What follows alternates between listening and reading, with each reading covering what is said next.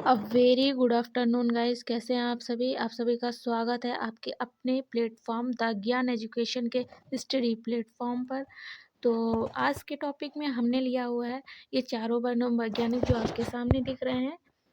ये most most very very most important topic है।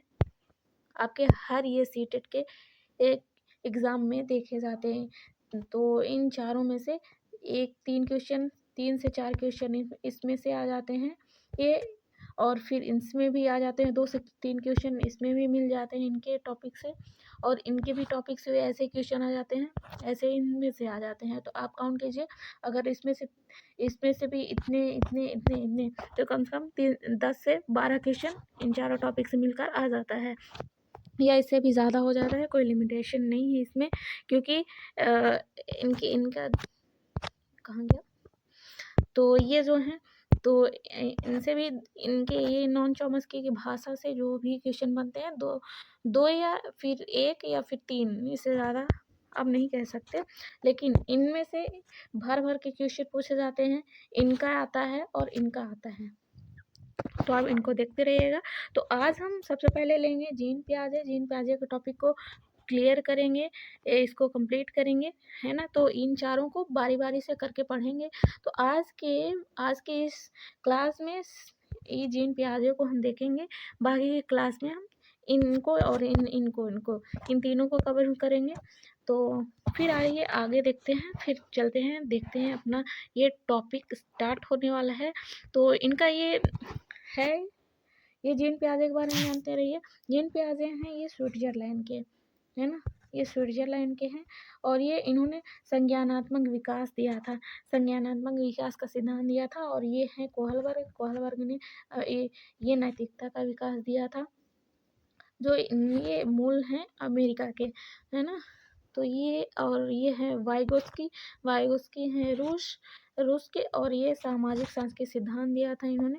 और ये है ये नोम चॉम्स्की तो नोम चॉम्स्की ने भाषा का सिद्धांत दिया था।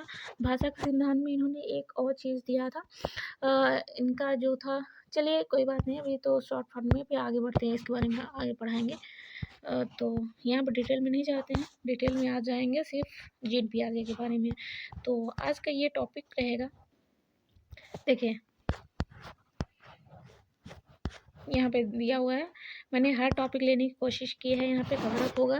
जो बचे कुछ क्वेश्चन है जीन पियाजे कल क्लियर हो जाएंगे, कुछ छूट गए हैं तो आज के क्लास में नहीं हो पाएगा, शॉर्ट वीडियो ही रहेंगे। तो देखते हैं, यहाँ पे कह रहा है जीन पियाजे क्या है। ये स्विट्जरलैंड के निवासी हैं, जो कि पेशे से एक जंतु विज्ञानी है ना। इनके बारे में भूमिका जान रहे हैं। तो उन्होंने कहा था, बच्चा एक नया वैज्ञानिक है और अपने ज्ञान की रचना खुद करता है। जीन पियाजे विकासात्मक मनोविज्ञान एवं शिक्षण के विकासात्मक प्रतिमान के जनक हैं, है ना। इसके अलावा इन्होंने 3 अन्य सिद्धांत भी दिया था, जो ये है, यहाँ पे आपके सामने है। ये है, पहला है भाषा एवं विचार, दूसरा है नैतिक विकास का सिद्धांत, तीसरा है संज्ञानात्मक विकास का सिद्धांत, है ना। तो पियाजे का सिद्धांत एवं विचार, इसके आगे आते हैं। यहाँ पे ये कह रहा है, पियाजे ने भाषा के 2 प्रकार बताए हैं, जो कि इस प्रकार हैं। यहाँ पे ये कह रहा है, अहम केंद्रित भाषा पहला, और दूसरा सामाजिकृत भाषा, है ना। तो अहम केंद्रित भाषा क्या होती है, ये किस एज में आती है, यह है शैशवावस्था, जो कि एक तरफा होता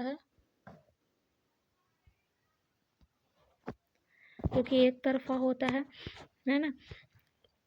सामाजिकृत भाषा शैशवावस्था से आगे आती है, जैसे बाल्यावस्था से स्टार्ट हो जाती है, फिर आगे आपके मृत्यु तक, जब तक जीवन काल है तब तक, है ना।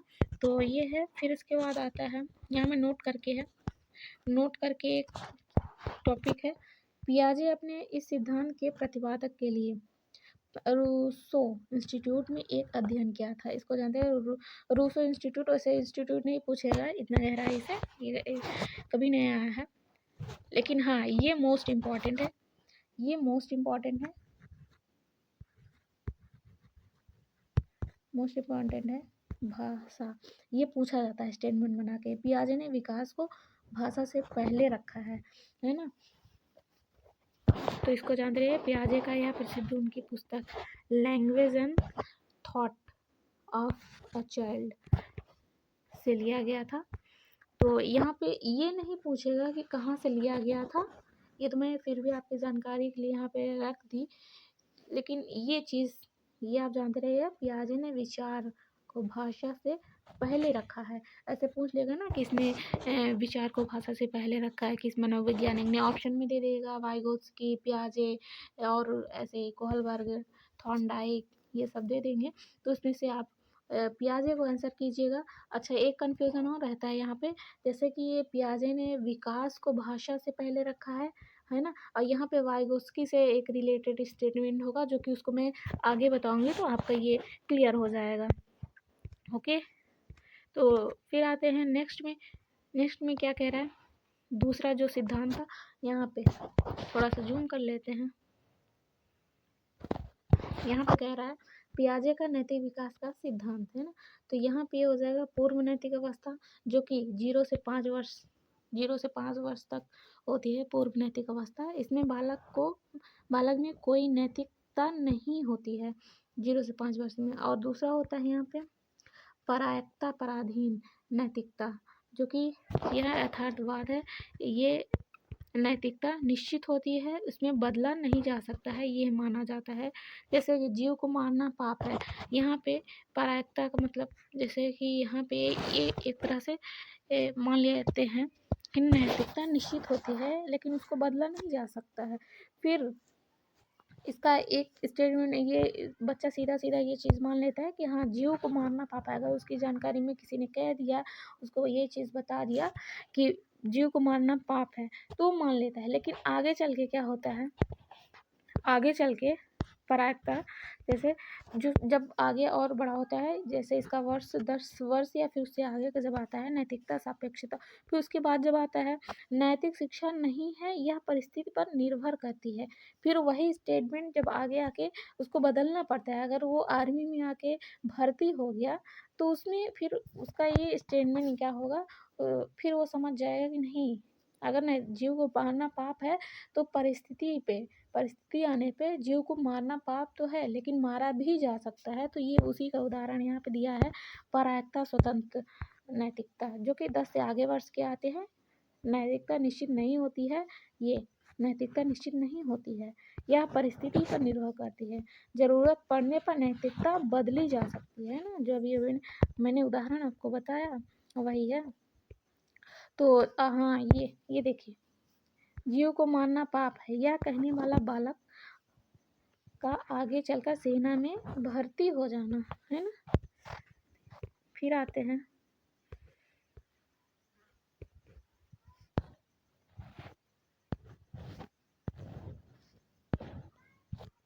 फिर, अच्छा ये तो हो गया था।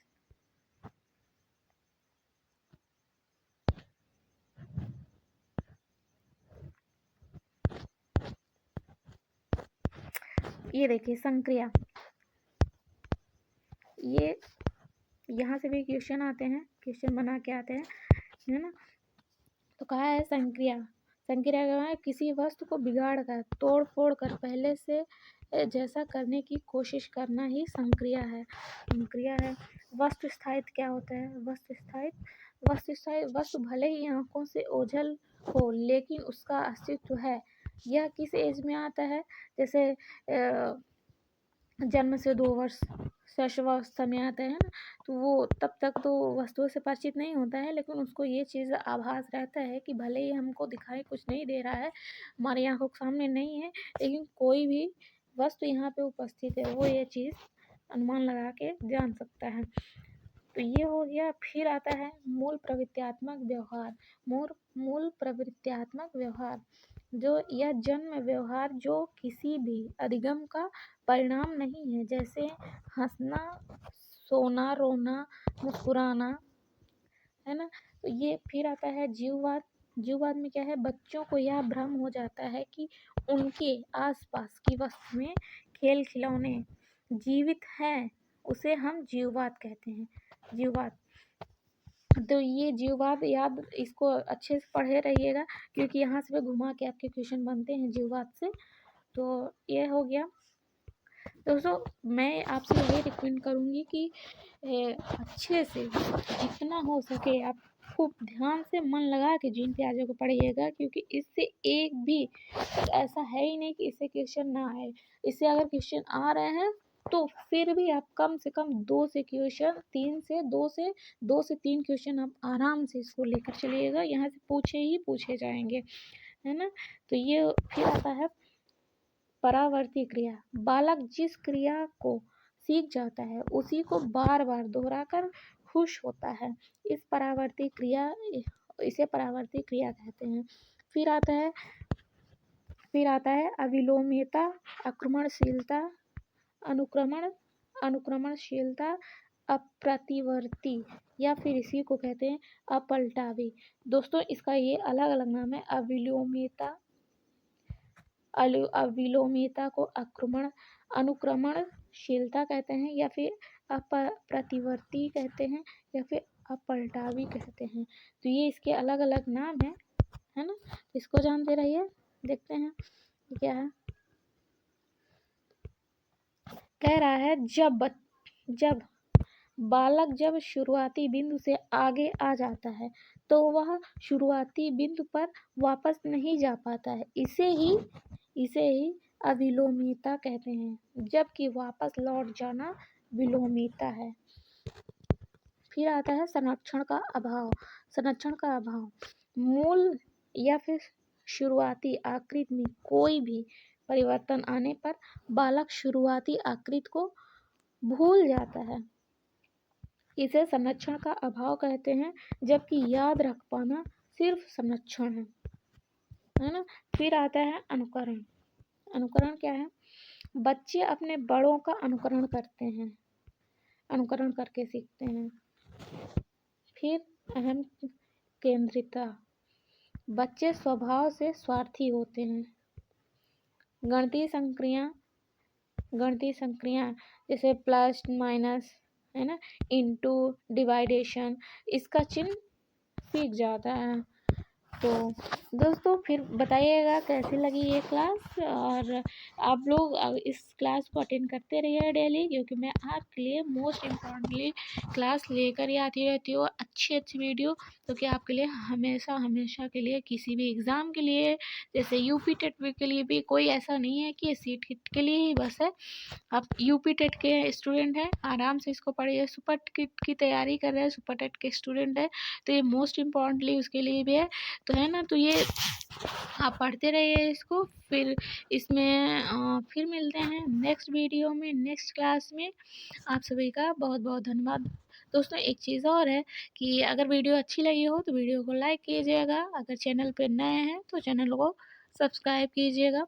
फिर मिलते हैं। आप सभी का दिन अच्छा हो।